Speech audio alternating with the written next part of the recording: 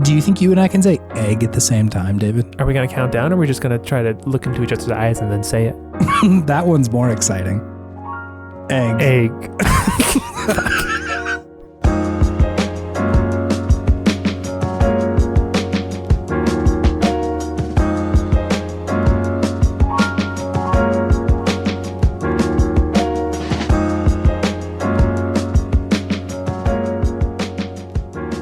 Welcome to Video Game Podtimism, the Optimists video game variety show, where two best friends talk about the wonderful world of gaming. My name is Chase. And my name is David. Hey, welcome to the show. Hi. Hello. Just at the top, a couple of scheduling notes, because I don't want it to get lost in the shuffle. We're taking a week off next week, because I'll be in Mexico for like the part of the week where we both record and edit. I was like, I don't think I can take the Yeti to Mexico. I don't know if they're going to let me in there. They might have a pretty anti-podcasting sort of law, which good on them, to be honest. Mexico is known for its negative view of podcasters. Stringent hatred of podcasters. Mm-hmm, mm-hmm. So I can't bring that one down there with me. But just wanted to get that one out front before we actually talk about the video games. Mm-hmm. Because usually we're palling around at the end and like the logistics of the episode get tossed in there too. But palling around, huh? That's what we do. We're just palling around. Palling around. Make Kevin Sorbo jokes at the expense of Kevin Sorbo. The man makes jokes of just like being himself. So yeah, his sort of way of living is sort of jokely. Yeah, in its nature. It's low hanging fruit, but it was funny. It is. It is. Hey. I'm dying to talk about video games, dude. Okay. Or hear about them. Either one. Whatever order. No, hit me with what you've been playing, dude. Oh, okay, nice. You seem excited. Yeah, I was just trying to make a transition, but I guess my enthusiasm about video games has seeped through. You're going fast like De'Aaron Fox right now. You're quick. Yes, absolutely. Go Kings, light the beam. We're in the playoffs. Listen, it's not a sports podcast, I know. And like normally that's a good thing for me too, but like go Kings. Just real quick, go Kings. I mean, but like Draymond Green brought video games into the game as well by trying to cosplay as Mario and Goomba stomping Sabonis. Yeah, man. Shouts out to all the people who know what we're talking about, which is probably about 3 of our listeners. Warriors fans, we still love you. You're all good. You're safe here. It's cool. All right. I got 3 games for you, David. One of them I don't know if I'm going to totally count, but it's Persona 4 Golden still. I'm still playing that. It's gotten a little bit less painful as the crow flies now. That's good. I've gotten through Kanji's area and he's just like part of the team now, and I am currently making my way through Risei's dungeon. And it's still really good. I more than in my enjoyment of Persona 5, I really, really just like the social stuff in this one. I don't know if that's more of a commentary on the fact that the dungeons were pretty good in Persona 5, or if the quality of the cast and the social stuff is just much better in this one. I'm not really sure. Could be either. But yeah, like I'm really just loving the life sim part of this game. I think it's a lot more open and it gives you a lot more more options with what to do, which I'm really enjoying. It more so than this one.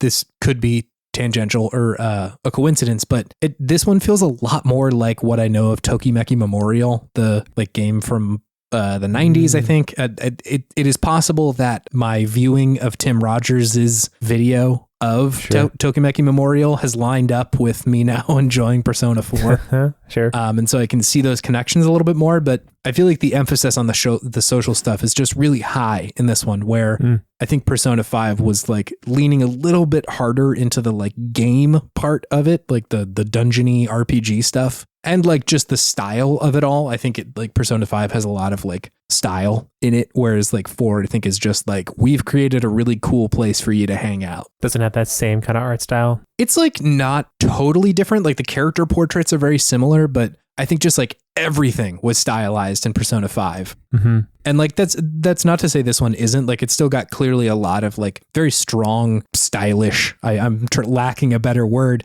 but stylish like design throughout. So I think both are still really good, but I think Persona 5 is just like kind of another level with that sort of stuff, down to like the cell phone UI in Persona 5, you know, like it's all there. Still really enjoying it. Still definitely going to keep playing it. It is a game that I am happy to, you know, throw an hour into every day or so, or just like before bed, play a couple of days and see what happens. It's great. I'm really enjoying it. The second game, and one that I have not talked about before yet, is this game called Wildfrost that I've been playing on the Nintendo Switch. I've heard about this one. Yeah, it is. For anybody who hasn't, it's essentially a deck building roguelike. Shouts out. I feel like it's been a little while since I've talked about a deck building roguelike. It has been.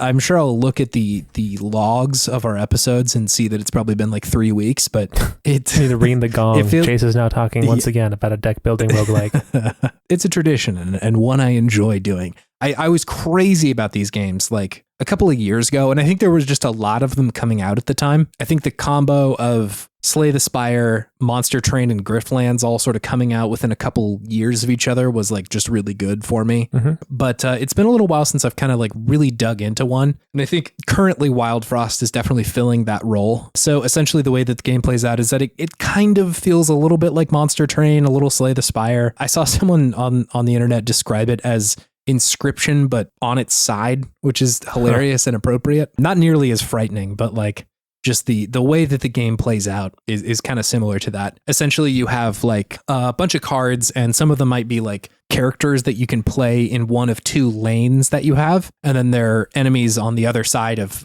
this kind of like field. Yeah, you essentially play order characters in certain lanes. Some of them, like Monster Train, go in front of others and yada, yada, yada. And all of them have these like timers that are ticking down, wherein at the end of that, they will like attack, or something of some ability of theirs will happen, right? So somebody might do 4 attack on every 4 turns or something like that. Or there might be somebody behind them that gives everybody a little bit more health every 6 turns or something like that. Mm-hmm. And so there's kind of a lot to manage initially, but you do kind of get the feel for it eventually. And similarly, on the other side, all the enemies also have like little timers that are going down at all times. A turn essentially is just you playing one of the cards that you have. Like I said, some of them are characters, but some of them are just like do 2 damage to somebody, or buff one of your characters on your side a little bit. I think the way that it differs itself from Monster Train is that you can really move people around very frequently. On your turn, it doesn't really cost anything to totally rearrange your board.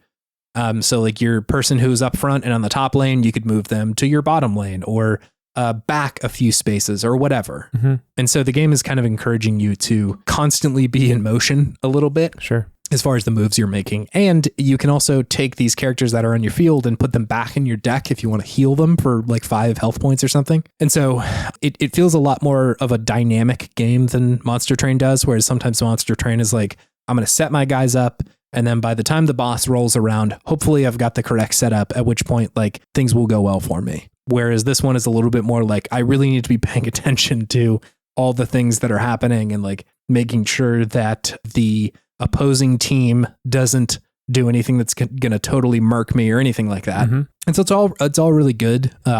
Also the visual style of it is just so polished. It looks so good. It's got like this animation style that reminds me a lot of that mobile game Grindstone. I don't know if you've ever seen that or not, but it was like a mobile game on iOS for a second. Is this an idle game? No, it was kind of like a puzzle game almost. Oh. Not like Candy Crush, but in a way of like connect a bunch of like similar kind of gems to each other, and then like it'll knock them out or something like that. Big time mobile gamer Chase. There was like that summer, I think, where iOS Arcade dropped and they just had like a barrage of games that were coming out. And that was one of them that was like pretty good. But anyway, it has this like kind of art style that's like very bright and colorful. I really, really, really enjoy it. And like just the level of polish on everything is just absurd. It all looks really great. I also think they do a really good job of animating and designing their game to show you its mechanics very often. Like the timers that are on everybody's card on your team and the opposing team. It just has like very subtle animations that are kind of letting you know like, hey, this is happening. These are counting down right now. Mm-hmm. And then when, they only have one turn left, they'll kind of turn red and get pokey. And so it's like, okay, you should do something about this if you want to. Just to kind of reinforce that like, there's a lot going on here, but we're going to try and communicate a lot of this through these kind of like subtle little design aspects that they're in addition to just like the baseline visual language of like one turn. There is a number 1 on their card, or, this person is going to do 4 damage. You've got a little bit more like visual language to describe all that, which I think is good. Mm-hmm. I will say that this game is hard as fuck. I'm getting my ass absolutely kicked in this game. It's a roguelike standard. Yeah, it's more so than I usually do, I will say. Like, so say in something like Slay the Spire, I think was pretty difficult, at least initially for me. Like, it took me a while to really like understand what the game was wanting me to do. For a while, I was just like drafting every card that I came upon, which is like not the way to do good in Slay the Spire, at least for most of the classes. And so just kind of learning that lesson took a little while, but in these kinds of things happen in every deck building game. But this one especially has really been kicking my ass. I've been like trying to experiment with like, okay, what if I use only this kind of damage? Or what if I try and be really selective about what I'm drafting? Or what if I always or never include this kind or that kind of card or anything like that? I still get very often just stopped on the second area, which is kind of challenging, a bit of a bummer, because like I do want to see the rest of the game. Mm-hmm. And like I sort of had thought that it had this like rogue legacy sort of progression wherein when you die, you come back to this kind of like neutral like castle area sort of, and you unlock new cards based on like what you're doing in the game, right? So if you have defeated X many enemies like this, you get this kind of new card that'll sometimes show up and yada, yada, yada.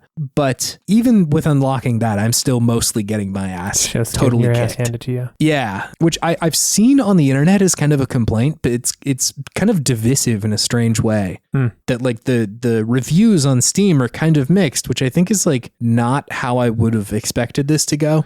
Sure. I think there's probably a lot of people who are just also getting their ass kicked. And I'm still very much trying to figure out, is the game just too hard, or has nobody really cracked this game for how it's like intended to be played yet? And I'm not really sure. I've yet to come down on that one way or the other, but regardless, I'm still losing a lot. But it's also still enjoyable. So I'm not sure. I know that there was some talk from the developers about like, hey, we might try and balance a few of these things, or we're going to try and take into consideration some of the things that people are saying. But as it stands, it's still quite difficult. You just got to get the Prima strategy guide. Yeah, for real. Hop on down to Best Buy, see if I can get me a Prima. EB Games. EB Games. What's going on, Hollywood Video? Talk to me, dude. So I think I like this game. It comes with the caveat that like, this is not one that you will be winning very often. I think something that I liked about Monster Train in this genre is that every now and then in Monster Train, you will just kind of stumble into an absolutely disturbingly powerful build. Disturbingly powerful. Like sometimes I just feel unstoppable in Monster Train. And that's like, I think a really cool feeling in that game. And it also is like, okay, because by the end of that run, that's really it, right? Like, sure, you can go and just it's do over, somebody else. Do it again. Yeah, and I think like I definitely have the group of people in Monster Train that I use really often, because I'm like, I oftentimes will run into a build that's really good here, and some that I'm like, I don't know how to use this clan in Monster Train at all. I always lose with these guys. But it adds to a certain amount of variety that allows you to sometimes feel totally overpowered in a way that feels fun. And I so far, at least in this game, I think it is the opposite. I think it wants you to feel like when you beat it, it is like kind of miraculous in a way that like, even with the kind of okay builds in Monster Train, sometimes you can squeak out a win. Whereas in this one, like, nah, dude, your deck has got to be like perfect right now. And maybe some of the big professional deck building roguelike heads are screaming at their podcast app right now that like I'm not good at the game, which is possible, but still it's quite difficult for me and some other people too. And I really don't think that ruins the game at all, but it does prevent me from wholeheartedly endorsing this one and saying like, hell yeah, this is an incredible game. I hope at some point I have the understanding of like, oh, this is like, Dark Souls or something where I just kind of have to learn how to do this one.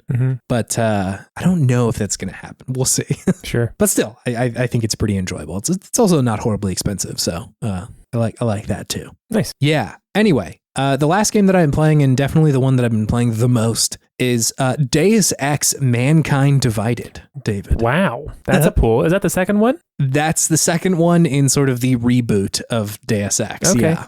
I remember we have both played this a little bit, didn't we? Yes, there was like some sale on Amazon where I got both of us a copy for like $6 or something one year. So a little bit of background. I played Deus Ex Human Revolution. The names, every time I am not looking at them, I have no idea which one's which. Yeah. Mankind Divided is the second, and Human Revolution is the first. And then obviously there's the original Deus Ex. I didn't really play the first Deus Ex. I've heard nothing but great things, but I haven't really gotten into it yet. But I really liked Human Revolution. Same. It was doing a lot of the immersive sim stuff that I really, really liked in like Prey or something like that. And like, there's just so few immersive sims that are like really that good. I should explain what that means. An immersive sim, at least my understanding of it is this genre of game where I think it's typically first person, where the game gives you pretty like, not straightforward, but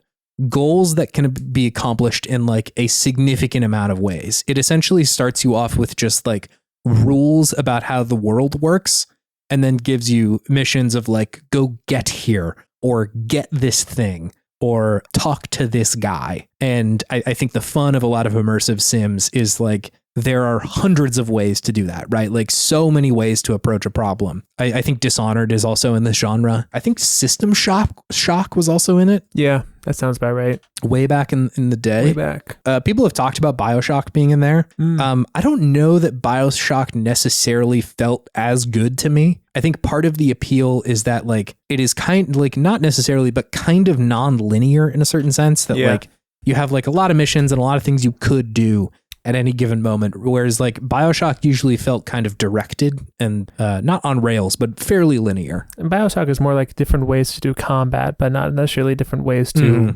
beat a mission, right? Yes. Yeah. Hitman too. Hitman's also kind of similar in this way. But I really liked that first one. That was definitely my first exposure to these kind of games. I feel like there was this wave of them kind of in the 90s, right? Like with System Shock and Thief kind of. Thief Gold specifically, and Deus Ex, which is I think came out in 2000. But regardless, I kind of missed that wave of games. Yeah, just because I didn't really have a PC at the time, and so it was the first time that I was experiencing this. And then of course, like would go on to love Prey in 2017, and genuinely, whenever I play one of these games, I'm always like, man, I wish there were so many more of them. But like, I also get that this is probably like the hardest nightmare of a game to build, because you have to assume that there are so many ways that somebody could solve something, and making a lot of those like viable or even fun seems like just the hardest thing in the world. So I'm not surprised that there aren't more of them, but even still, it's always just like, it's such a specific flavor of video game that I so rarely get. You and I had got this a couple of years ago, and I had played some of it and was like, I don't think I like this. I guess they just skipped the immersive sim part of it. Sure. I played probably about 20 minutes of this game when I played it. Totally did not see where the actual game begins. Yeah, no, you have to go for a bit. Yes. And I would go as far to say, and like, this is me trying to be podtimistic too. Like, I think that intro is kind of bad. Like, it is explaining the mechanics of combat to you pretty straightforward, but like the result is that it feels just kind of like every other game. Yeah. Dude, you're like infiltrating a warehouse of some sort. And you have to like shoot people from like the scaffolding. Isn't that right? Yeah, video game stuff. Video games. Yeah. And I come to find out, I think the ambiguity in that level and the setup of it is intentional. They're trying to kind of like throw you for a little bit of a loop, because there's a bit of a time jump between the first and the second one, and you're supposed to be like, why am I here?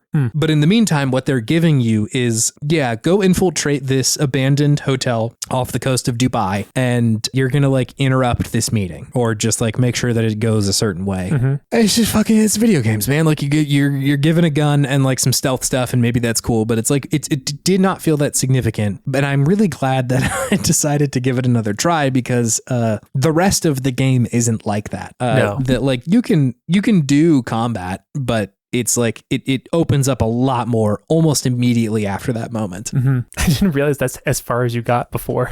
I played so little of it.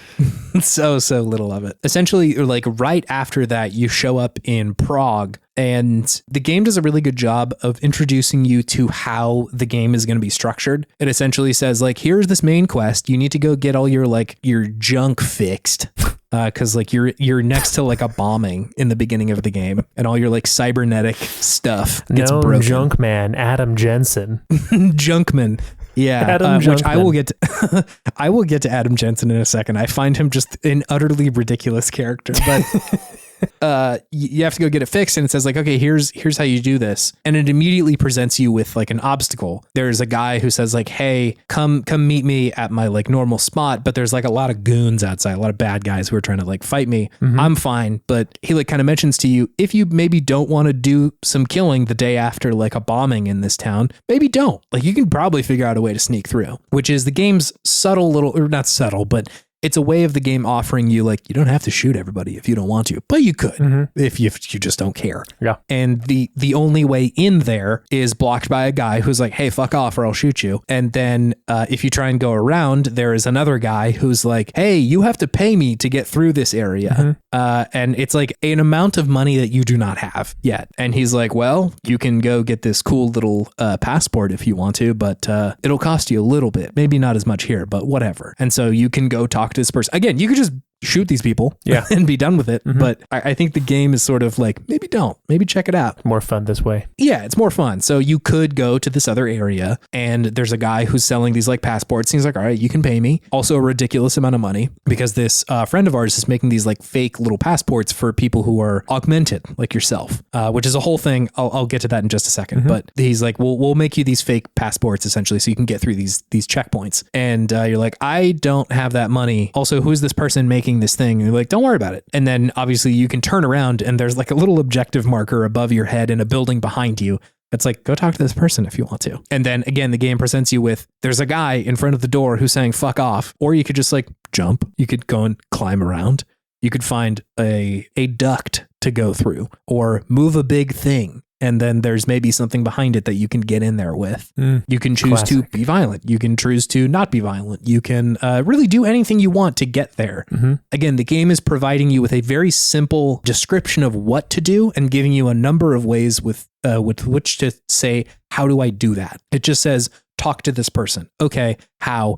There's a bunch of shit in my way. How do I navigate that? Which it's just so good. Like, I love when games do this, because it adds this like layer of like almost tangibility. My brain is understanding the cause and effect of things happening in this game, which it just makes it feel so much more lived in. Like, this total tangent, but like, you can go into like shops and stuff, and you can see that like the merchandise is right there if you want to like try and steal it or hack into the system and steal all their money. But like, there's guards there, right? Like, because of course. And so if you do that, you're going to have to be prepared to either run or escape or sneak around or do something else or whatever, right? And so it just makes like everything feel so grounded in a way that I just love. Like it all feels really tangible to me. Anyway, so you can go and talk to this person, and she's like, yeah, I make these passports. I was trying to do it just for my friends so they didn't get like messed with by the police. But then these guys found out that I was doing it, and they like, have had me at gunpoint for days making these things. I think they're making money off of it, but like, fuck those guys. I don't like this. And so you're like, okay, well, and then again, the game offers you a bunch of choices of, you can say, okay, well, make me one. I'm here now. Or you can say, all right, fuck those guys. I'm going to figure out how to deal with this. Like, you go away now. Or you could even like say like, hey, that's fucked up that the state is doing violence to you and like all these other augmented people. How can I help? Like, what can I do? And then that'll spin off into another side quest, all sorts of shit. So I think the game is really good at responding to what you want to do and how you want to do it in a way that's just like, it's really fun. It's really great. So Anyway, after you're done with all that, all those sort of dominoes fall and you can go back and, get to your initial mission or whatever. And the game, a lot of the game plays out like that. There are sections that are a little bit more like you got to infiltrate this base and shit. But I find that the missions where you have a lot of options how to do something is really fun. Mm-hmm. And I find myself very frequently quick saving before I do something and then reloading and being like, is there maybe a better way I could do that? Or just a different way? Mm-hmm. There was a mission I played yesterday where I just, when I initially did it, I just walked in the front door and like talked with the people who I had to steal something from. Sure. And like there is an ability that you get that like analyzes the person who you're talking to see like how would they best respond to the things that I'm saying, and you can kind of just like manipulate them to give you what you want. Mm-hmm. And that worked. But nice. I was like, at the end of that conversation, he's like, but you owe me a favor. And I'm like, I don't think I want to owe you a favor. And then so reloaded. So then I started blasting. Yeah. Reloaded and then found just like a duct to sneak through. And I just stole the thing without talking to the people.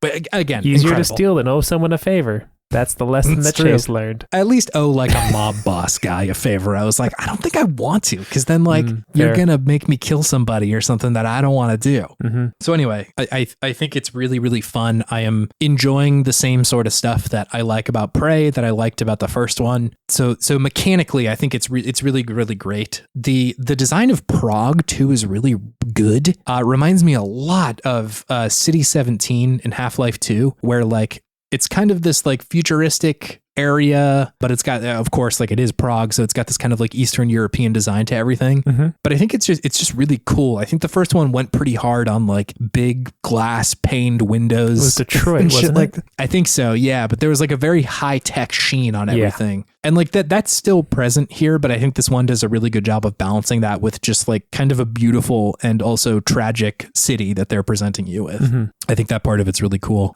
Like I said, Adam Jensen is a very bizarre man to me. Yeah. Like he is both a player surrogate and also just like a weird guy. He's got essentially like mechanized tactical Oakleys on his head at any given time. Like the sunglasses were always so funny. So silly. He's got sunglasses that just like slide out of the side of his eyeballs over his eyes. I mean, Oakleys I think is fucking up if they don't have a tactical line. Mm-hmm. It's true. No, you're right. He just looks like such a bizarre man, and like his beard has got like just such strange like growth patterns on his chin that make him look like just the weirdest guy. Are you beard shaming his patchy beard? It's not patchy. It looks like he specifically shaves a little line into his cheek. It's cyberpunk, baby. It is cyberpunk. And so like on one hand, think he looks totally bizarre, but also like he's a very recognizable character as a result. Absolutely. And so I'm like, all right, fine. Like it definitely doesn't detract. Just every now and then when his glasses flip on, I'm like, oh my God, dude. Feels ridiculous. It's go time, baby. Yeah, it feels his very beard is also games. Like a weird mix-up, a mashup between a beard and a goatee. Yeah. It's like Tony Stark-esque almost. Yeah, yes. Also, has anyone ever seen Adam Jensen and Johnny Silverhand in the same room? He sounds like him, too. He really sounds like he's doing like a Cyberpunk 2077 thing. Or I guess the inverse at this point. Yeah. Anyway, I don't hate this design at all. It's just something that I'm like aware of when I'm playing it. But maybe they were just trying to make him memorable, in which case they succeeded. I know what he looks like. I will say that the story is kind of a bit of a mixed bag for me. Mm-hmm. They are clearly trying to tackle like much bigger stuff than they were in the first one. Sure. I think the first game was very concerned with like trying to hypothetically imagine a world where people were getting augmented, and like that is initially that was kind of a class commentary of like a bunch of rich people can do this. Yeah. And like there are a bunch of people who say like no way and all that sort of stuff and yada yada yada. And I think that was interesting, but it was to me very hypothetical. Like I think on the surface there's sort of this like class commentary and the haves and the have nots, but it was kind of hard to apply in a certain sense, at least for me. And that may be because I was 20 or whatever when it came out, and I was firmly in my Ashley era. Even when you were 20, so I think that was core Ashley era. Ooh. Mass Effect 2, I was like, Ashley, please don't be mad at me. Listen, I played Mass Effect 3 and still chose Ashley, David, when the first time it came out. I forgot that she would follow you to 3. No, I was fully brain broken for a while. Such a disappointment. Yeah, dude. I agree. I'm not proud of that work, man. You righted yourself out though. You're good. You're good now. Yeah, no, I've owned my crimes. So this one is, I'm going to try not to spoil it because like there's probably a few people who haven't played the first one, but essentially the end result of the first game is that there's this really big catastrophe that happens, and the end result of it is that most people now do not trust anybody who has augments. Augments meaning like any sort of physical, like mechanical thing that you've gotten implanted in your body, right? So if you have like a really fancy fake leg or a very fancy, like, you know, cybernetic optics or something in your eyes, which Adam Jensen is like almost fully a robot, right? Yeah. Like this dude is a lot of augments. He is like a cyborg. He's got the tactical Oakleys. But so that's the end of the first game. And so by skipping 2 years, essentially you catch up with this game, and it's like, hey, augmented people are like incredibly marginalized at this point. Like if you are poor and augmented, that's like a very shitty situation to be in now, because at least in Prague and a lot of the other places that they're talking about, like there's a pretty significant amount of like state sanctioned violence that is being done to you, right? Like augmented people are at the least bad and still very bad part of their treatment are like very much treated with prejudice by most other people, right? Including cops, including the people who are like non-augmented. And a lot of the power structures are built in a way that is intended to kind of keep them down, right? Yeah. Just because of this like distrust that people have in them. And so like there are a lot clearer connections to the real world there. And like, you know, state sanctioned violence against marginalized people is nothing new. Like that's definitely not just a sci-fi fantasy sort of thing. Yeah. And so I think like thematically there's a lot there that is heavier than the first one. And like, you know, it's something that if somebody said like, I actually don't want to play this, like I get that, you know, like it's not ever present, but it is a major theme. Yeah. So, you know, if you are at all experienced in suffering at the hands of the state, and, you know, being marginalized in that way, like this would probably be kind of painful. I will say that the game does offer you ways to push against that power structure in a way that feels satisfying. Like I was saying, there are ways where you can side with augmented people and be like, yeah, let's actually like, you know, go try and like fuck up this illegal ring of passports that these people are putting together or whatever. Yeah. Or like it's like you can go into the cop station and just blow people away. Sure. You know, like that's an option available to you. And so like I think the game is sort of trying to have it both ways, where it allows you to do either one. I think there's a little bit of pain in that, right? Like by offering you both options, it sort of equalizes those positions of like, well, you could either be on the side of people who are being oppressed and marginalized and are sort of at the bottom of this power structure, or you can go with the other guys. Both are equal options. I mean, like it's sort of like it do whatever you want. There's good people on both sides, Chase, please. Yeah, it sort of feels like that in a way that like I that may just be how it is with video games, unless you want to make like a morality and ethics simulator where you can do whatever. Yeah. But I think just choosing to have a game where those are the themes and you are also making an RPG inherently is going to make it that way. And again, unless you want to program just like thousands of ways to narratively get through this game, which is possible, but I think probably also a huge undertaking. And like, I know that like in cyberpunk, like as a genre it's familiar with these kind of themes, right? I think a lot of cyberpunk games or cyberpunk like media has to do with like this disparity between haves and have-nots and distinctions between like certain kinds of people, right? Like even as far as Blade Runner, right? So much of that movie is centered around trying to figure out who is not an android and like what that process does to people on either side, including Harrison Ford or any of the replicants or anything like that. Or, you know, something like Akira as well, that I think does a good job of showing like there are some people who are really well off in the society and there's like the rest of everybody else who's just like in utter poverty, which I think is a very common trope in cyberpunk media, right? You see that very often of like a lot of people are just poor in these worlds that they conjure. And so like I don't think it's unfair to want to tackle something like what it is like living under like a fascist fascist state and having prejudice be centered around a lot of that. But it does make for a pretty painful narrative experience every now and then, you know, that like there would be some things in there that I don't think are handled perfectly.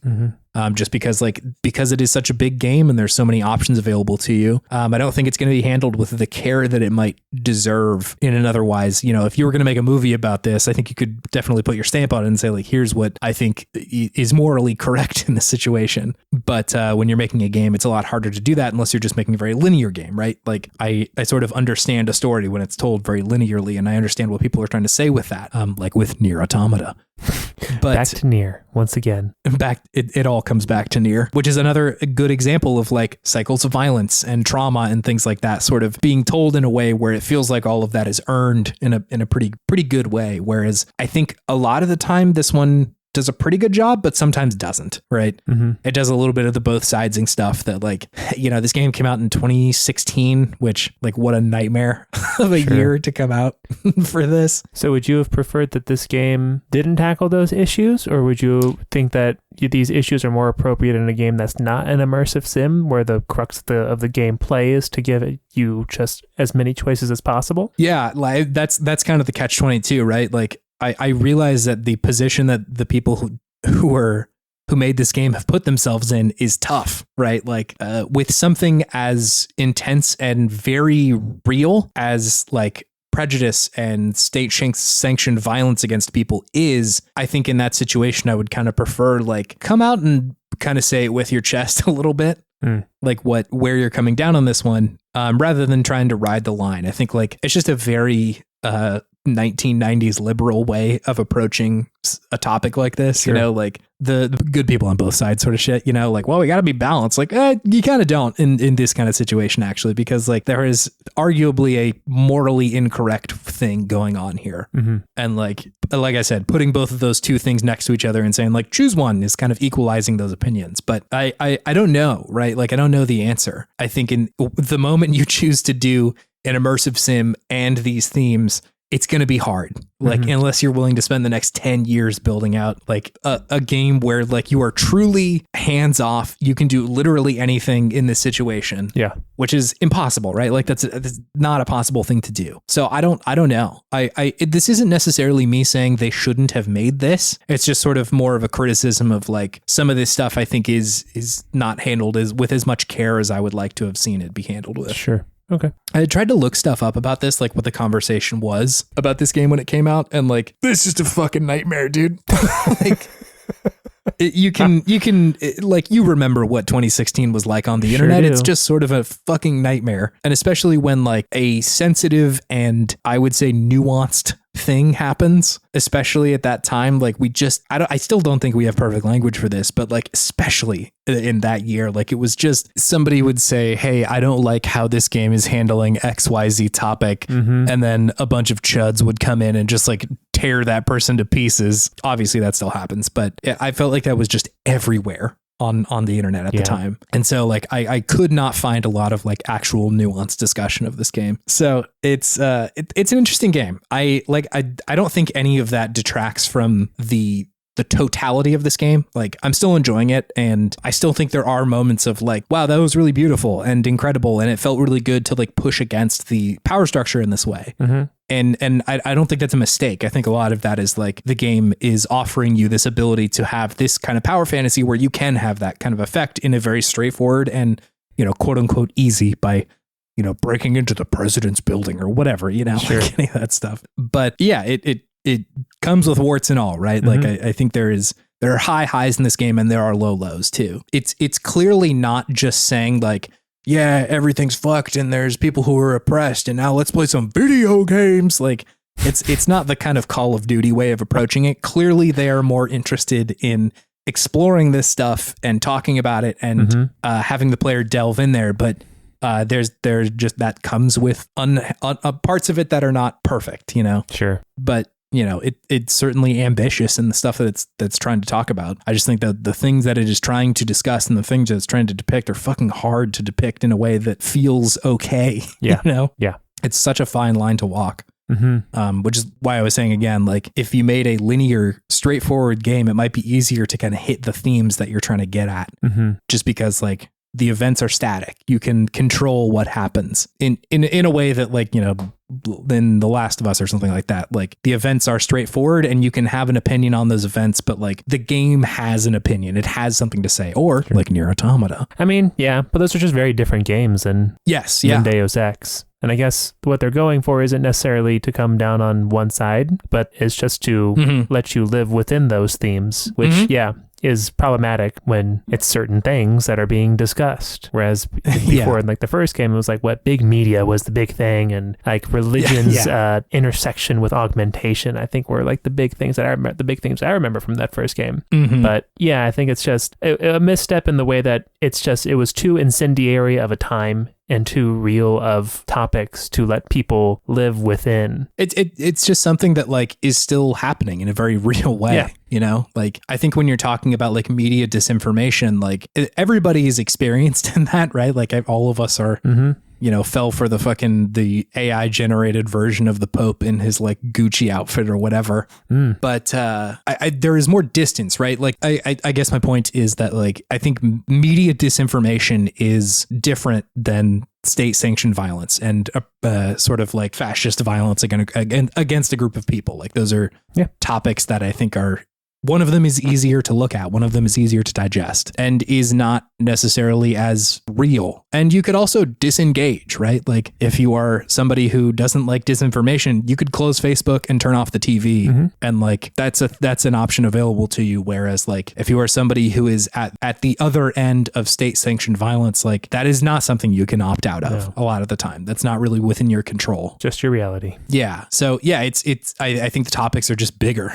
And there's a good part of that because it's a big topic and like that's a cool thing to want to approach, but also is tough and it's just harder to deal with. Anyway, gaming, nuance. I'm still playing it. I'm still having a great time. Like the video game part of it is still something that I am very much enjoying. Good. So sounds like a fun game. I might have to go and take a relook. I think it's worth a look. The video game itself is very fun. I would be interested to see like how this game lands for you. Yeah. And like what parts of it stand out and all that sort of stuff.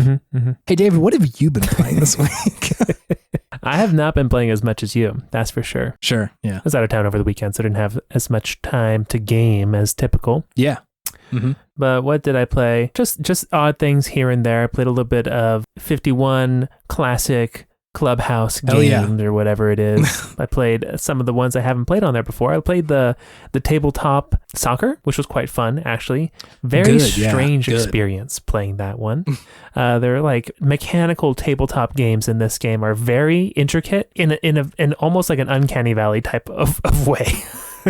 It's pretty fun. So that game is still fun. Probably the thing I played the most was Dark Souls 3. I'm just a glutton for punishment, I guess. I just can't stop these Souls games. So I'm still in the undead settlement. I'm fighting the big old nasty tree right now. Big old nasty tree with a hand coming out of it. Kind of an annoying boss because you have to just get it right in its little egg sac, and then if you don't, then it's tough time. And I'm a pyromancer, so a lot of my strength is in my casting, and this is a very annoying thing to cast at. I was going to say, I don't remember having a horrible time with this one, but I think it's because I was playing with like a big old sword and I just went up and swang at it. Yeah, big old swingy sword would be pretty nice right now.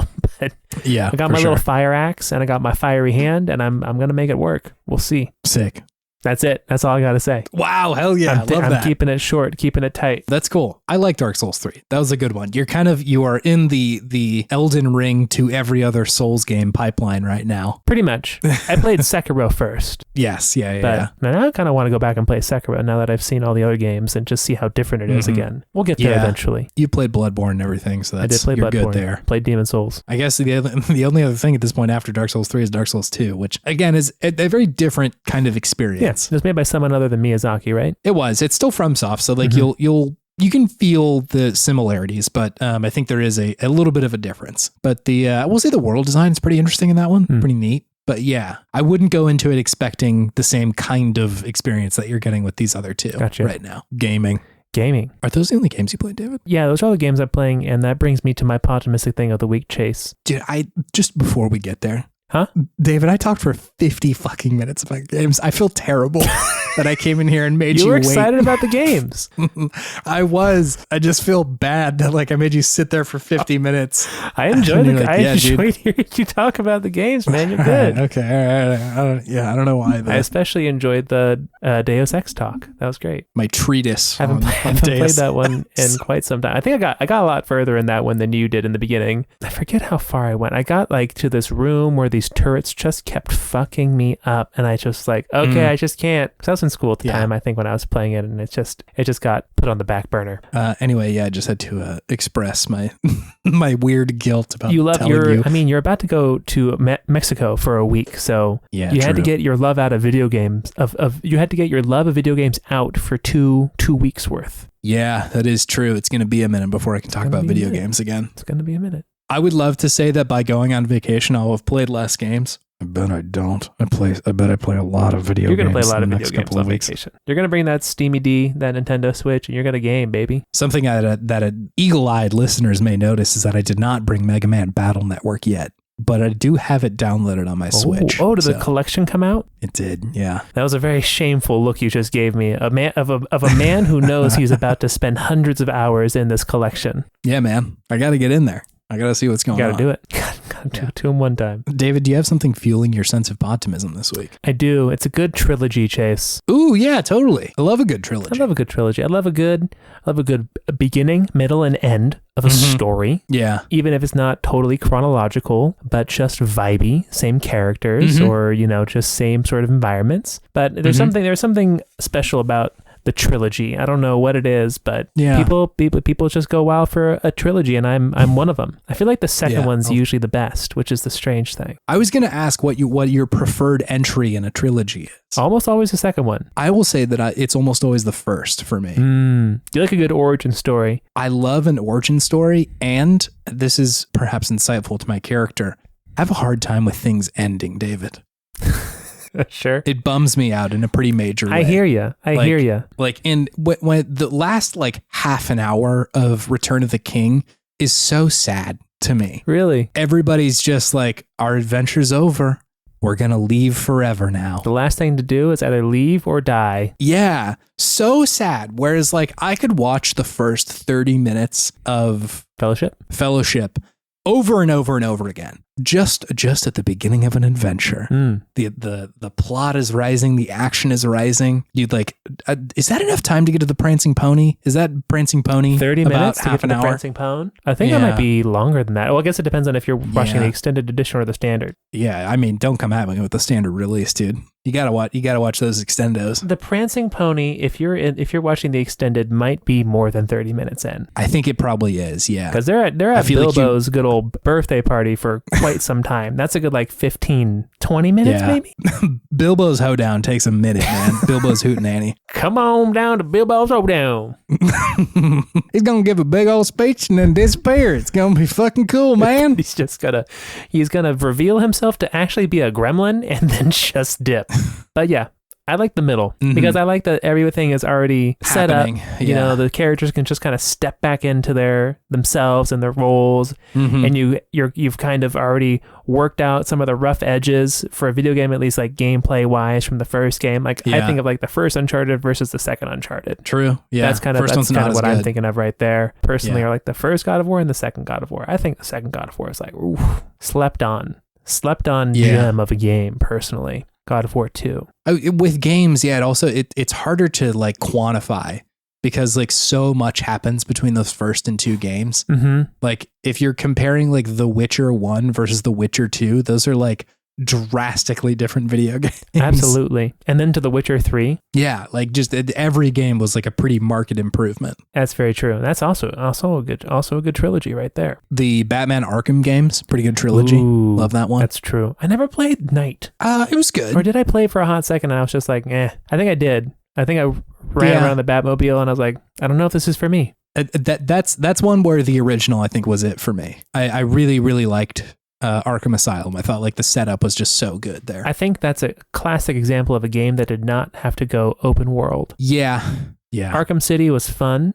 Don't get me wrong. Arkham Asylum just had that secret sauce on it where they could really kind of guide you in a very theatrical way that was just very nice. Mass Effect 2 is definitely, for me, the best Mass Definitely Effect. the best one.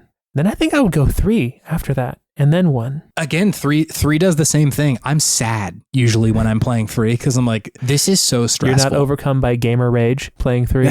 No, man, not at all. I'm just like, this is so, it's a stressful situation. The Reapers are trying to like beat down my door and people are sad. Reapers, they're more persistent than Jehovah's Witnesses. Halo? Probably 2. I don't know. More than one. I mean, if we're talking multiplayer, 2. Yeah, well, yeah. If we're talking single player campaign, it might be 1 still, right? I think like if you're playing them in the Master Chief Collection where like they're all kind of like similar vibes, I think it's 1 for me. I think like 1 is just like unparalleled. Yeah. It's so concise. Were you thinking of Dark Souls? Is that why you brought this up? Yeah. 1 to 3 is a pretty good jump. They're pretty different games. Fall damage is much rougher in Dark Souls 3, at least for my character that I have spec'd out right now. Yeah. Like I will take a shit ton of damage from just a little baby fall. It's a little rough. It's a little rough because I play a little loose and goose in this game every now and then with my rolling. Who knows where I'm rolling sometimes? Only God knows. Only God knows where I roll.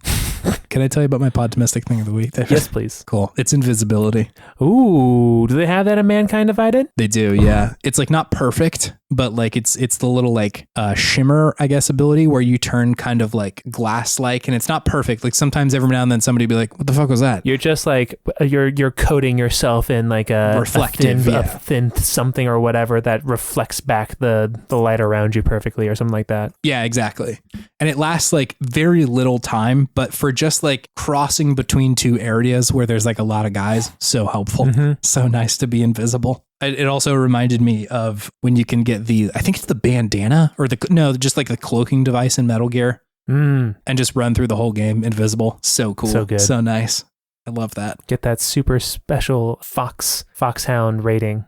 Yeah, I think that's what it took. I can't remember what it took to unlock it, but sure was fun to be invisible. Love to be invisible. Love a cheat code that'll make you invisible. That's pretty cool.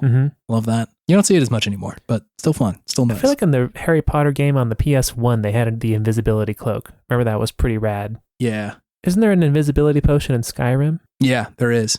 I think there's a spell too. I think there was something in Splinter Cell too, where if you like hugged a wall for a little while, you're like Sam Fisher would go like at least a little invisible. That was a good game. Chaos Theory fucking bangs. I loved that game. I can never get into the Splinter Cell games. The first few I didn't love, but for whatever reason, Chaos Theory did it for me. That was the third one, right? Yeah. Is it because it kind of sounds like a Linkin Park album? It does kind of sound like a Linkin Park. I guess it's Hybrid Theory, Chaos Theory. Yeah, you got it. You got it. I mean, yeah, I'm sure that was speaking to me on some level. Your boy sure did love Linkin Park. Sure did. Angsty little boy. Hey, the desire to move on to the next segment is crawling in my skin, David. These wounds, they will not heal. So we should just go on to the next segment. Yeah, let's do it.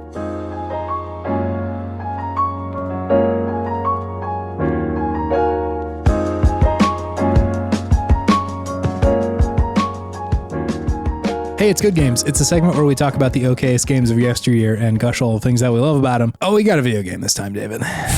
It sure is a video game. It's maybe multiple video games in one. That is true, actually. This is a video game-ass video game, which is pretty cool. We're doing the Game & Watch Gallery 3 for the Game Boy. I actually didn't write that down. Game Boy Color.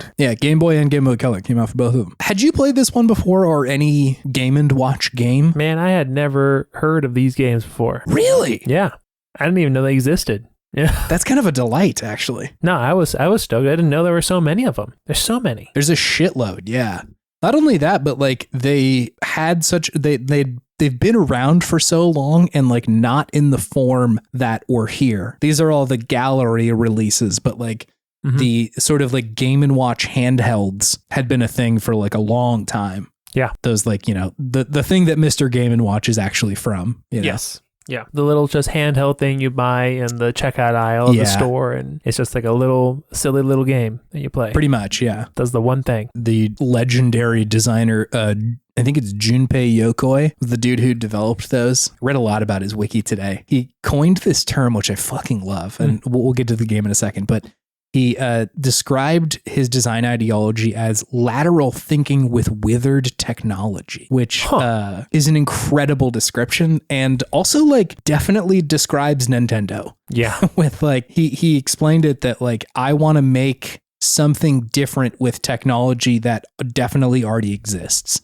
which is what like the Game & Watch was. Like there was a ton of like these kinds of screens and button housings. And so he's like, let's make something that's really good, but also can be like manufactured a lot. Sure. And apparently that was also something that they took into designing the Game Boy, like the original Game Boy was he's like, hey, I'm not like, we shouldn't spring for the really good screen, but we should really invest in good battery technology, which some people have like said, like, that's what beat the Game Gear. Sure. Because Sega came out and they said like, yeah, you got to put 4 AA's in this thing and that's going to last like about 40 minutes. I'm sorry. That was crazy. That's nuts. But yeah, Game Boy, that'll run for a while. You're good on that one. So I think that's like kind of a fascinating thing that he like got it as early as Game & Watch. And like still to this day, right? Like most Nintendo consoles are not at the cutting edge of like tech. Right. I think like the Switch is a leap as far as just like imagining what can be done with that kind of tech. But like it doesn't look the best. Right. Yeah. Like those graphics are not something that somebody would be like, oh, yeah, hell yeah. A PlayStation 5 is running this. Like definitely not. Mm-hmm. But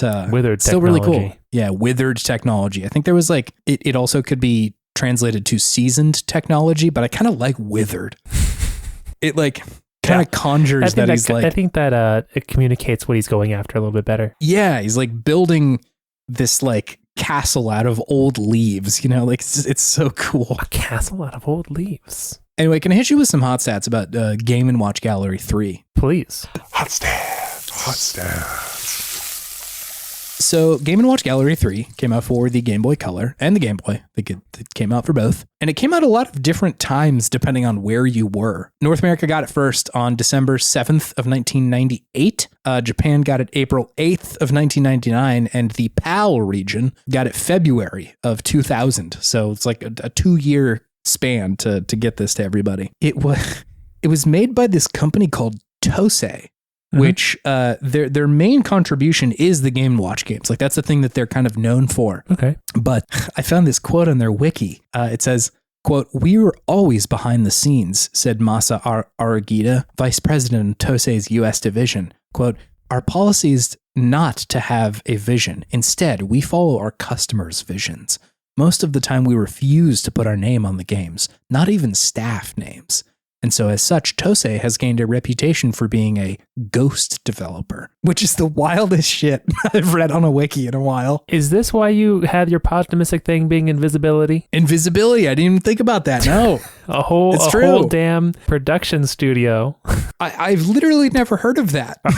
That is a pretty wild thing. Damn. And they're listed on a lot of shit. And oftentimes it is pretty challenging to figure out like what their contribution was. There's like a number of like Resident Evil like side games that they're involved in. It's like Tousei helped on the wiki. Like with what? What did they do? They were there. Emotional support. Yeah. So very bizarre company. They've had their hands on a lot of pots, but it's unclear to like how exactly all of that has shaken out. I do have a review, David, from Pocket Magazine Video Games. I took their review of Game & Watch Gallery and I ran it through Google Translate a number of times to get an artist, a technological artist interpretation of this review, which I'm happy to read for you now. Let's hear it. They said, Episode 3, Eggs, Greenhouse, Turtle Bridge, Donkey, Mario Siblings.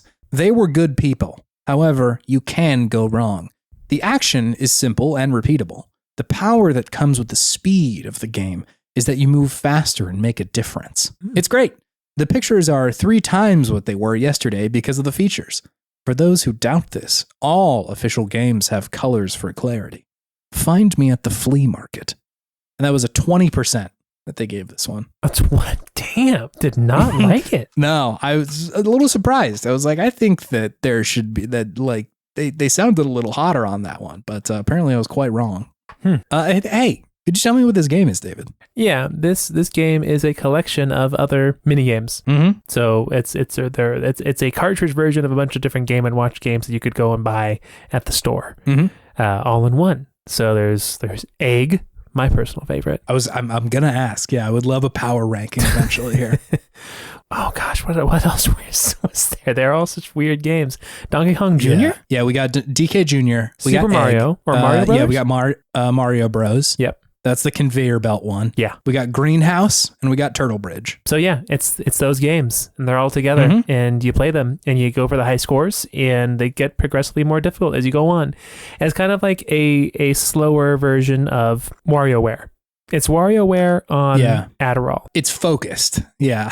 Like it is non-ADHD WarioWare. Yeah, it doesn't have nearly the amount of games that you're being thrown. Mm-hmm. Instead, you have to play one of them and just get really good at that one. I'm sure that like Game & Watch played a pretty significant role in WarioWare's development. Absolutely. Now that I'm looking at them. You can see the DNA there. Yeah, and I think like they had a lot of call outs in that game to just like general Game & Watch stuff. Like I think there was just like, this is just a game from Game & Watch in WarioWare. Yeah, no, that's it. There's a bunch of like unlockable games too that you can get. And I think like in general, this game has a lot of unlockable shit, which is pretty neat. They also had Donkey Kong 2, Flagman, Judge, Lion, and Spitball Sparky. You have to unlock those ones? Yeah, you have to like do well enough and eventually you can unlock them, which is cool. I kind of like that approach that the better you do, the more of the game that you can see. Again, very Nintendo to have like secrets in this game. Gotta have secrets. Gotta have secrets. Anyway, what'd you think of this one, David? I enjoyed it. Some of the games were kind of a miss for me personally, but the ones that were hits were pretty fun. I just kept going and going and going with them. Yeah. I think the big one for me was Egg. Egg was my jam. I was great at Yoshi. I was good Yoshi in that game. Yeah, they're very simple. They're not, I don't know. I mean, they are fun. They're not particularly complex or complicated. Yeah. I would say they're fun, but they're not necessarily like super engaging. They're just they're there for you to kind of press some buttons and just to do your best. I don't mean that in like a bad way. It's just kind of how the game is designed. It's just supposed to be very simple, yeah. Very simple, very simple. Yeah, I don't know if I have much else to say about it beyond that.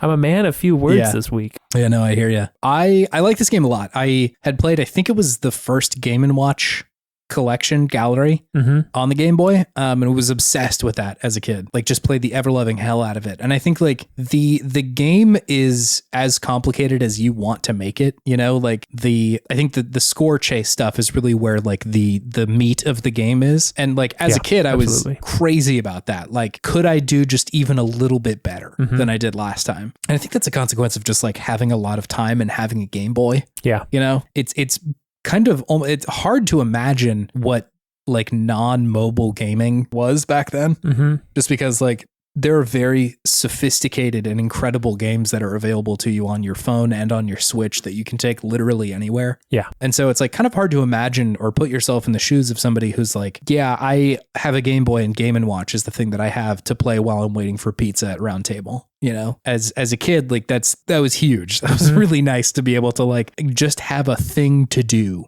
while you're like out and about. And I think this game was just like perfect for that. And I could still feel that sort of influence on this one of the one specifically that was for me. I really loved the Mario Bros one, the conveyor belt game. That one's fun too. I liked it. That sort of thing is the kind of thing that I'm like, yeah, I could play this for hours and hours and hours as a kid if I wanted to. Very good pop in and pop out sort of game, which I think is, again, designing for the system that it's on. I think games that really do well of this era are ones that are like, we expect that this is not going to be a long gaming session, that this is probably 10 minutes or so, if that. Again, why Tetris was so wildly popular on this thing. Yeah, I loved these games when I had a lot of time, and I also still like them when I don't have a lot of time. My like gaming time is so limited. And so it was kind of nice to just like pop in and play like a couple rounds of each one of these games this week, because it's still satisfying. Like even not having played hours and hours of them and gotten to be like a savant at, you know, Greenhouse or something like that. It's still fun. Like it's still cool to be like, yeah, that was nice. I think this game lends itself really well to being enjoyable in whatever amount of game that you are willing to play with it, which I think is like a hard thing to pull off. Sure. I think usually like games nowadays typically ask quite a bit of you, quite a bit of attention. That's true. You know, the barrier to entry of this game is very small. Low. Very Just low. jump in. It's Yeah. simple. Do a thing. Be engaged for a bit. You can quit whenever you want. It's fine. You're good. It's true. I've also failed to mention up until this point, this was suggested by listener Rufus. Sorry for mentioning you so late in this, Rufus. Rufus, thank you for your suggestion. I also want to read what Rufus wrote, because he wrote kind of a lot, and it's well put, about Game & Watch. Rufus said, okay, I would love to do a New Zealand accent, but God, I would just fuck that up so bad. Of all the accents I can do, I think New Zealand is probably down there towards the bottom. It's hard for us dingus Americans. I don't think like the vowel sounds really make sense with how I understand vowels. A beautiful accent though, but not one I can do. Yes. Rufus said, okay, so this game hits me for two reasons. It was one of the earlier games I got as a kid on my Game Boy, and I think it was the first game that I really stuck with because of the high score chasing reasons. There was something about the simplicity in the games presented that made them really fun to come back to try and learn the general patterns and one or two strategies you needed to master the game. He said, to this day, I really appreciate games that have that kind of simplicity over more complex games with layered strategies. I like when number go up and also not think too hard, which totally, I agree. But more importantly, it was my intro to the idea of playing quote unquote old games and engaging with and seeing what made games of yesteryear tick. And that there's not only value to doing that, but also it can be fun when it's celebrated like it is in the Game & Watch Gallery series. Admittedly, that celebration is limited because it's the Game Boy, but this is a way of both bringing gaming history to, and at the time, modern system, both in its original format and also updating them with a remaster whose games are given a new visual style and sometimes mechanics, featuring the, again, at the time, modern day Mario crew. I think it's pretty rad, to be honest. Like, these were all Game & Watch games that preceded pretty much all of what we think of as console and handheld gaming these days. These games and the devices they were played on are super critical pieces of video game history from industry legends like Gunpei Yokoi, like I said before, that set in place a bunch of stuff that we now take for granted, like the D-pad or a clamshell design. Baby Rufus did not appreciate this at the time, but I am thankful that I got to get that education and appreciation as a kid. Things this game makes me think about is what our relationship to video game history, or what's our relationship to video game history, and when going back to play games of the 80s, what strikes us about these games versus these days beyond the games were basic initial impression. And also, do you think that Mr. Game & Watch needs a nerf in Smash? I don't think he needs a nerf in Smash. I think Game & Watch is he's pretty fun, pretty towards the middle. David and I have a mutual friend named Jahan who like embodies the Game & Watch lifestyle. He's just rolling for nines the whole time. Yeah, he pretty much only uses that side B, which is like a random number generator. And if you get a 9, that's like a critical hit. It's horrifying. He plays him really well and is just like the chaos agent that Game & Watch needs to be. He does a good job. Anyway, yeah, I thought that was pretty well put, Rufus. Thank you for typing all that out. That was eloquent. That was beautiful. I agree that it's really weird or not weird, but it's interesting to dig into these games a little bit deeper than just like game old and simple, you know? Because I think like a lot of these older Nintendo games, there is a beauty about their design in the simplicity. Like I found myself almost playing like a rhythm game a lot of the time when I was playing this game. Absolutely. Where like I would figure out like, okay, to get all 3 of these eggs in a basket, I need to do like top right, then bottom left, then top left, then bottom right really quickly. And I honestly like can kind of feel hear what that's going to feel like when I press the buttons. It's like a specific rhythm to make it work correctly. Yeah. Which is really cool. I think that's like kind of a neat emergent thing that happens without the game ever really advertising like, hey, it's a rhythm game. It's like, no, not really, but it's just a neat consequence of the game being so simple. Yeah, I think that's what I liked about Egg, you know, and it has like a varying degree of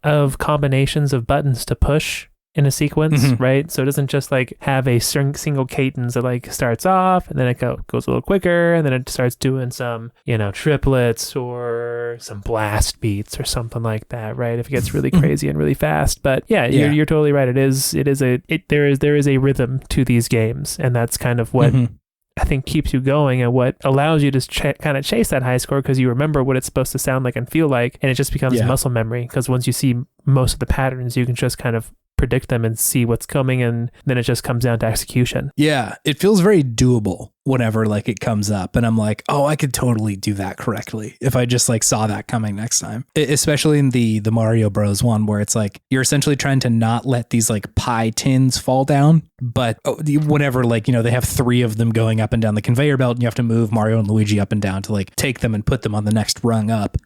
And like it becomes very stressful, but each time I'm like, I could have done that, and like if I just remember what the pattern is, then I can do it better next time, which is supremely satisfying to be able to go back and do. Yeah, it's fair. Yeah, it's challenging, but like it's essentially at a certain point challenging your memory and your expertise of like knowing what to do, which is cool. It's a skill check. It's nice. I like that. I want your power rankings, David. I want your top 5 of the base games. Okay. Number 1 is Egg. Number 1 is Egg. I was a big fan of Egg. That was a good game. I was into it. Number 2, probably Mario Bros. Okay. Yeah. Nice. I enjoyed having my 2 thumbs controlling each of the Mario Bros. I thought that was It's fun. pretty satisfying. That was satisfying. Cool. Let's see. Probably number 3 was Greenhouse. Yeah. I liked the fire. I liked being a little flamey Yoshi. Yeah. That was good. It felt good. And then probably Turtle Bridge. It was fun. But I don't know if there's much to say about it other than that it was just like a little fun little platformer, a little hopper, just going across back and forth. Just don't fall. Yeah. Yeah. And then probably Donkey Kong Jr. I thought that one was more complex, honestly, than I wanted it to be. I wanted it to be simpler, but I didn't want to have to. And I felt like I had a hard time gauging when to jump. The jump, like you were saying last week, it's like it's hard to make a good jump, but I don't know if the jump felt good in that one for me. Yeah, I don't think so. Donkey Kong Jr. was also my number 5. Not a huge fan of DK Jr. for me personally. Yeah. It felt like a more complicated than this game demanded game. Like I love the simplicity of the other ones. Yeah, there was too much going on in Donkey Kong Jr. Yeah. I'm with you. I think number 1, Mario Bros. I love the pie tins going up and down. And then I think number 2, Turtle Bridge. I like Turtle Bridge. Turtle Bridge was fun. I liked how you could really get going left and right pretty quick if you wanted to. You could be scooting on them, scooting and hopping pretty good. Yeah. And like it kind of came down to this like risk reward of like, do I want to push it or just be safe and like, you know, potentially get fewer points, or like just slam across those burbs as Toad? I like how it's Turtle Bridge, but it's birds. I know. Let's see. And then I think Egg. Love Egg. Love the rhythm of Egg. The rhythm of Egg is top tier. Also, I think Egg has the best name out of all these games. Yes, absolutely. It is. The name of the game is food. Egg. Egg. Singular food item. Egg. And then, so let me see, that's Mario Bros, Turtle Bridge, Egg, and that would leave Greenhouse as the 4th one. Greenhouse felt a little bit more complicated as well. Not as complicated as DK Jr., but I was like, there's a lot going on here that I don't necessarily know how to do. Yeah, that one did take me a second to grok, but I just like the fire animation. Yeah, I'm with you on that one. It did look pretty cool. And then poor old DK Jr. down there at the bottom. Yeah, it's sorry, DK Jr. Sorry, DK. Hopefully that's not Rufus's favorite. Yeah, sorry if that's your big fan one, Rufus. Let us know what your favorite Game & Watch Gallery is.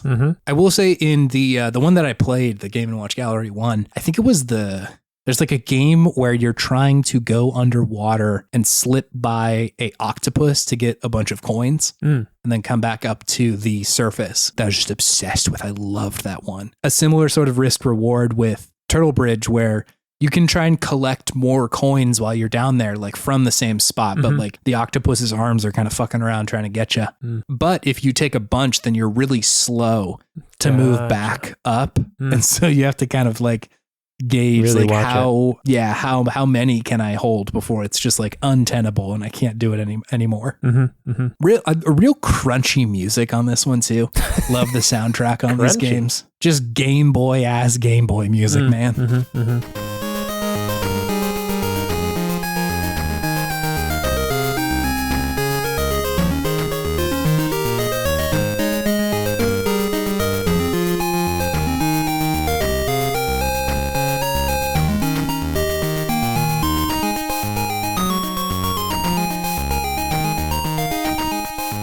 I feel like this game is not designed for kids, but I think it's perfect for kids. Oh, yeah. You could just sink hours into this just doing the same thing. I feel like my whatever was going on in my brain was really into the repetitive tasks when I was into them as a kid. Doctors, don't at me. I don't know what this means. Probably something, but I loved doing these kind of games just over and over and You've over been again. a ding boy since birth. I think so, man. Number go up, feel good. Hey, just live your truth. I got to do something while I'm waiting for pizza, man.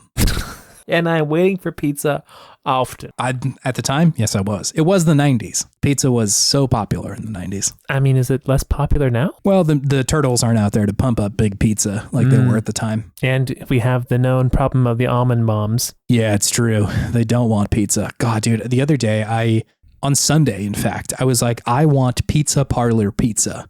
Like, sit down at a place. There's some dude with like an oven in the back that's making pizza. Say no more, baby. Yeah, it conjured a flavor in my mouth and an aroma in my nostrils and a texture on my fingers of like a greasy but also kind of weirdly sticky plastic mat over the table, right? Similar.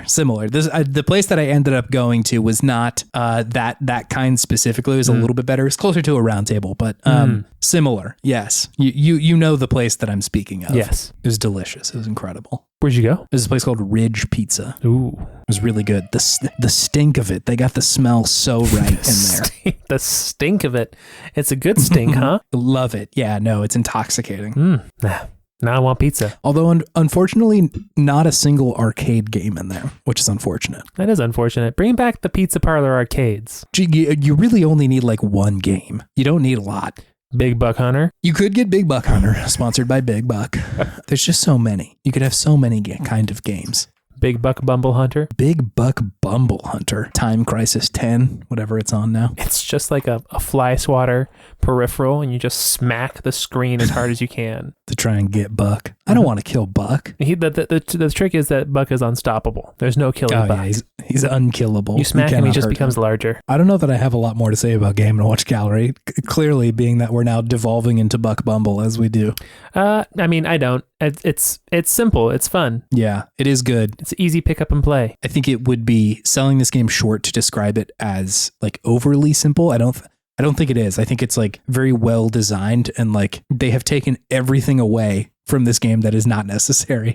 Like it is the bare bones of mechanics, which I think is really cool. Like you can find a lot of like game experiments on like itch and stuff like that. And like not all of them are as good as just fucking Game & Watch games. Sure. Which I think goes to show like how focused they were in the design here, which is cool. Shows how much you can do with withered technology. Anyway, good games. Thank you for suggesting this, Rufus, and thanks for your write up. Yeah, it was cool. Yeah, thanks, Rufus.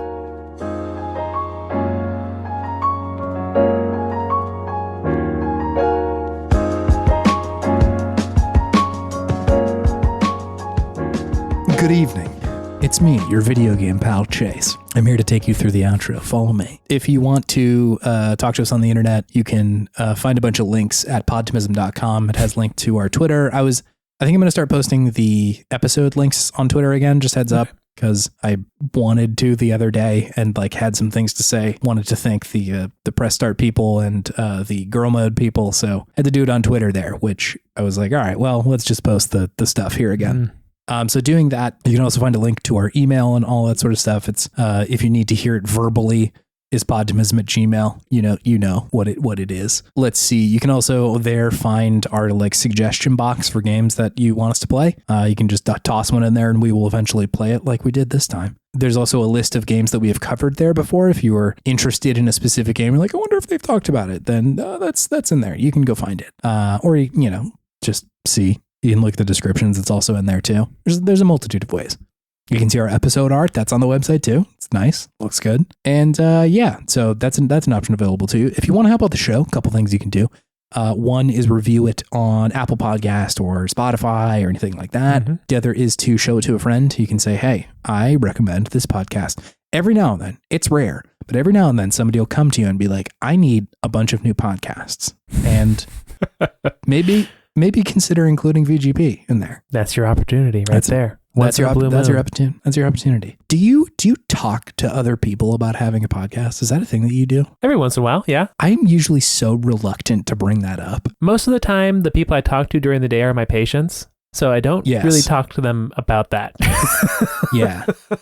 I won't like bring it up out of nowhere. I never do that.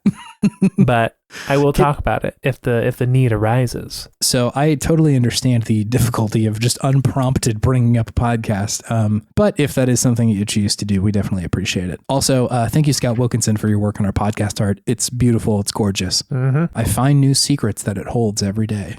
Chuck Thule was there the whole time. He's always been here, subtly influencing us to build trucks. Look forward to episode 150. We'll have something there. Reminder that we are off next week, so there will be no episode on the 30th. It will come out on the 7th. So we'll see you then. Also, thank you, listener, for listening to this podcast. We do not take your listenership for granted, and we're greatly humbled and joyous that you are here choosing to do so. Oh, yeah. It's great. It's great. It's flattering and exciting and having a hard time conjuring a better word than cool, but that's where we are. So yeah, point being, thank you. We really appreciate it. Do you have any gaming wisdom for me? I do, Chase. What is it? You know, sometimes we all have a very human nature to overcomplicate things, look at a situation and go, hey, this needs more bells and whistles. Hey, you know, this car entertainment system, it really needs a screen, a touch screen in it. That makes it better, right? Yeah. All this extra doodads and baubles and who's-its and what's-its, that's going to make things more good. But I implore you to maybe take a page out of Game & Watch's book and just keep it simple, baby. Keep it simple. There's beauty in the simplicity of things and how they work. And you know what every new car could use? Physical buttons. And also egg. And also egg. You get one. Eggs are so damn expensive nowadays. That's the new thing that dealerships are offering as an incentive to come buy their cars. We'll give you a car and one whole egg. One whole egg. Free of charge, baby. Do you think you and I can say egg at the same time, David? Are we going to count down, or are we just going to try to look into each other's eyes and then say it? That one's more exciting. Egg. Egg. Egg. Damn it. Third time's a charm. Ready? Egg.